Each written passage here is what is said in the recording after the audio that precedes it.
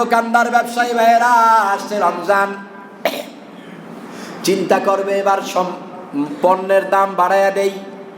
পণ্যের দাম, দুধওয়ালা এতদিন দুধ দিয়েছে 80 টাকা কেজি রোজে, এবার রমজানের 2 দিন আগে বলে আর দুধ দেওয়া যাবে না। বলে কেন? দুধ তো লাগবে।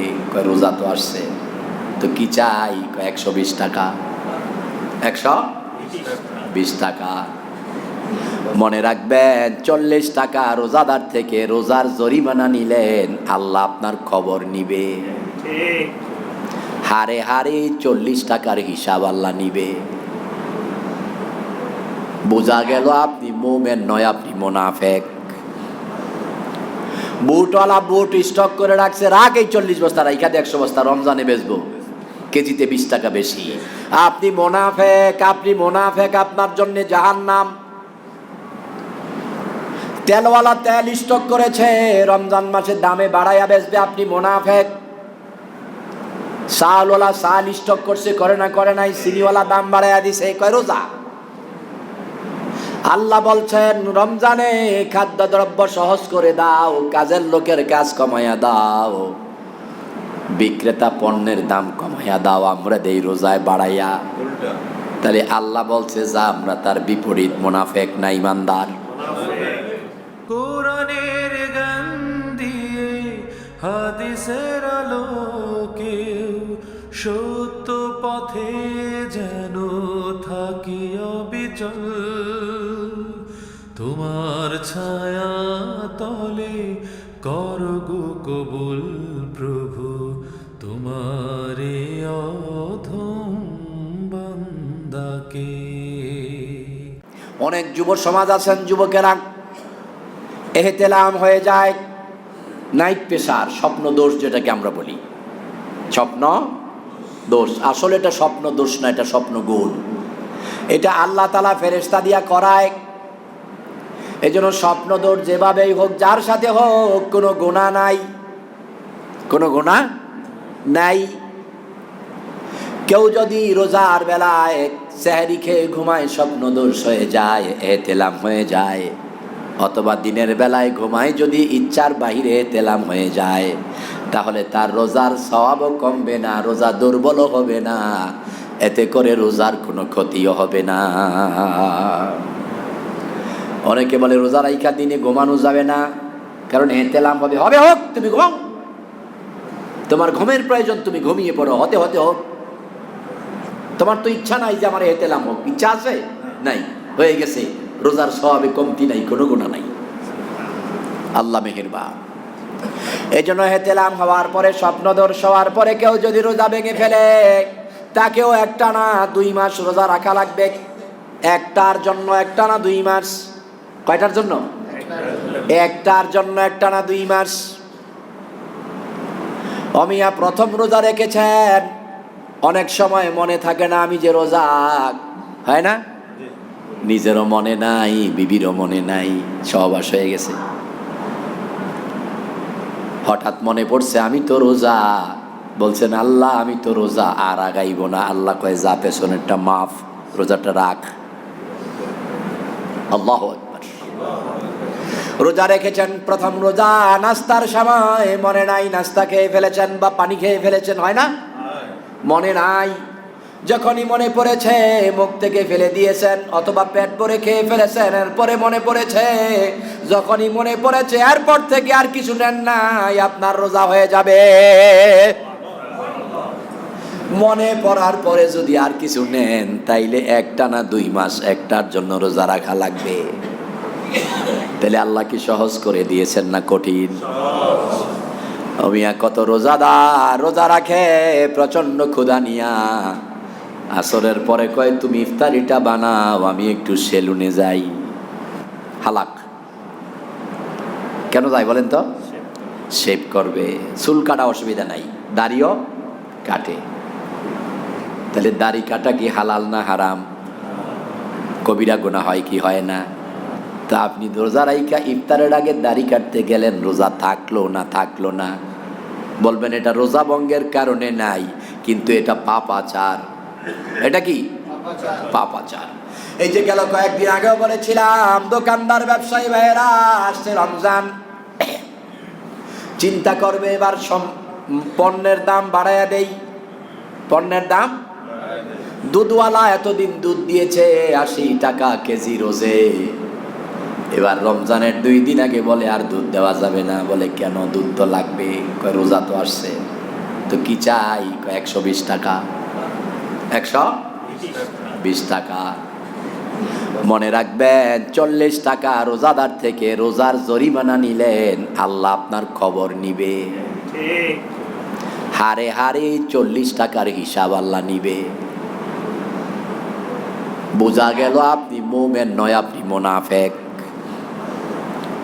বুটওয়ালা বুট স্টক করে রাখছে, রাখ এই 40 বস্তা, রাইখাতে 100 বস্তা রমজানে বেচবো, কেজিতে 20 টাকা বেশি। আপনি মুনাফিক, আপনি মুনাফিক, আপনার জন্য জাহান্নাম। তেলওয়ালা তেল স্টক করেছে, রমজান মাসে দামে বাড়াইয়া বেচবে, আপনি মুনাফিক।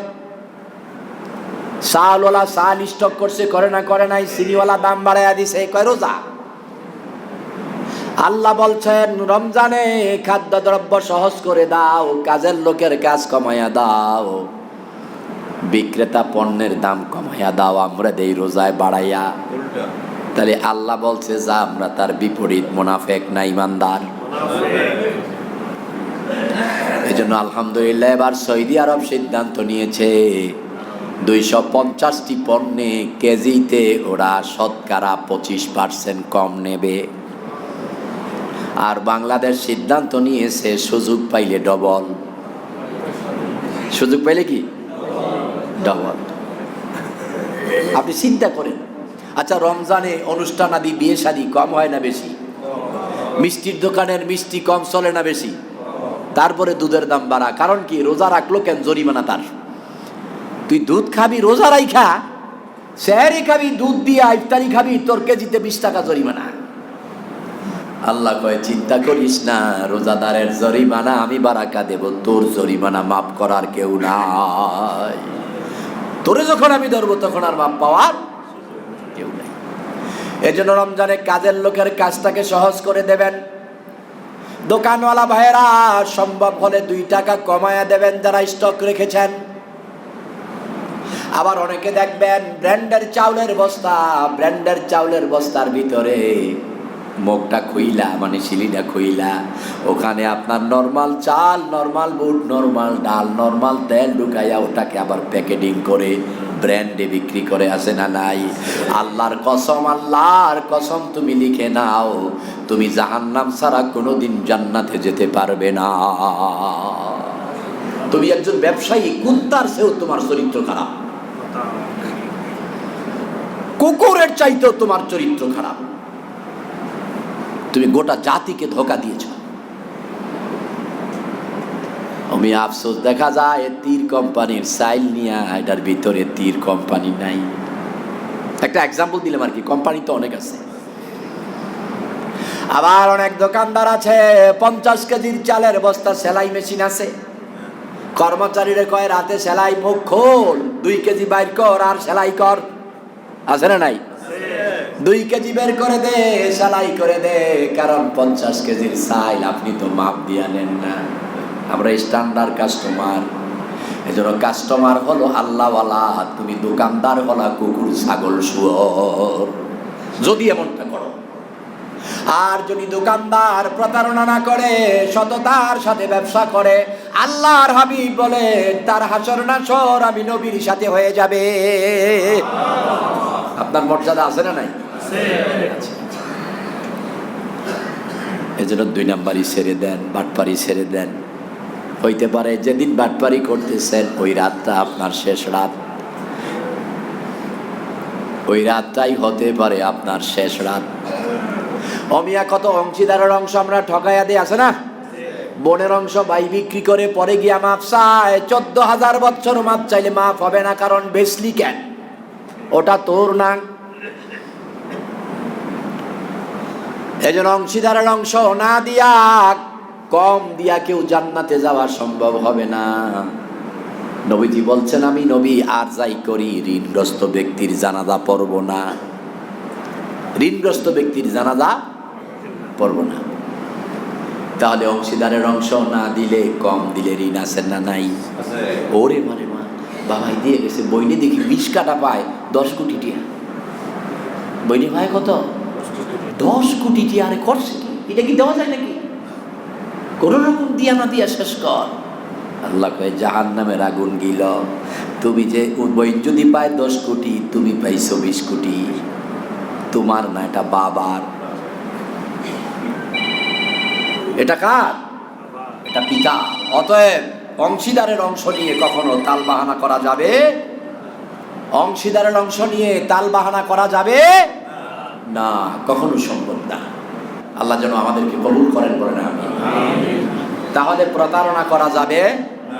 প্রতারণা করা যাবে না। অংশীদারের অংশ পুরোটা ফিরিয়ে দিতে হবে। 1 টাকা কম দেওয়ার অধিকার আপনার নাই। যদি ইচ্ছা করেও কিছু কম নেয়, এটা নেয়ামত। এটা কি নেয়ামত?